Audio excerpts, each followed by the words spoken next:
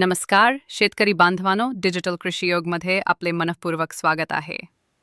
जर तुम्ही अजूनही आमच्या चॅनलला सबस्क्राईब केले नसेल तर लगेच करा. नवीन व महत्त्वाच्या शेती अपडेट्ससाठी